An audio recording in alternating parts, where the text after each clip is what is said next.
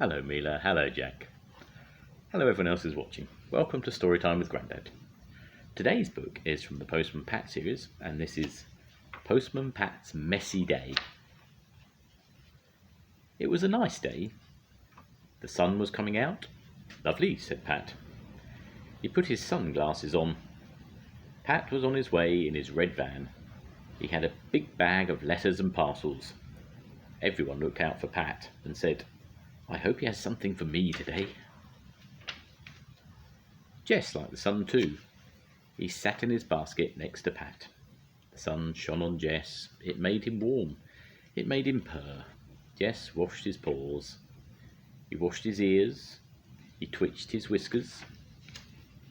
Pat stopped at Ted's house. There were 2 letters and a parcel for Ted. Pat knocked at Ted's door. There was no answer. "Hello," called Pat. "Anyone at home?" Pat opened the door. "Hello, Ted, are you there?" Ted was not there. "That's funny," said Pat. "He must be about somewhere." He put the letters and parcel on the table. "We'll have to find him," said Pat.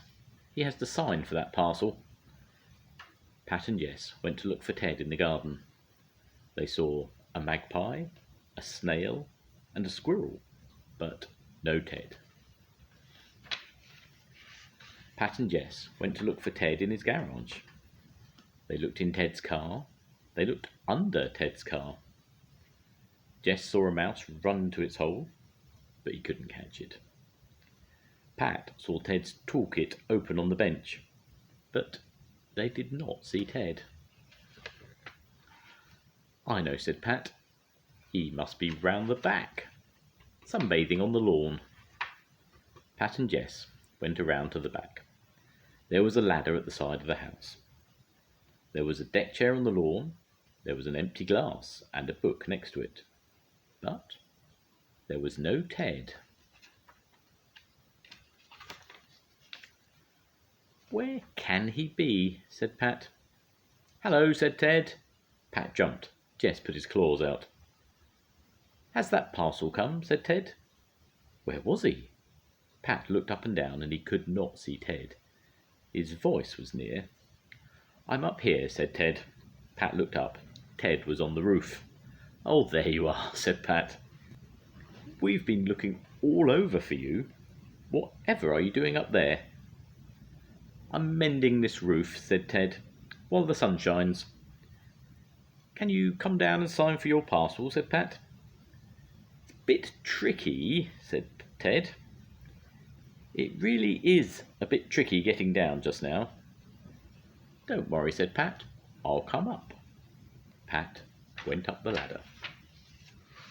Jess wanted to see what was on Ted's roof. He followed Pat up the ladder. Onto the roof went Jess. Over the roof and round the chimney pots after the birds. "Hi, Jess, come back," called Pat, but Jess was not listening. Ted signed Pat's book.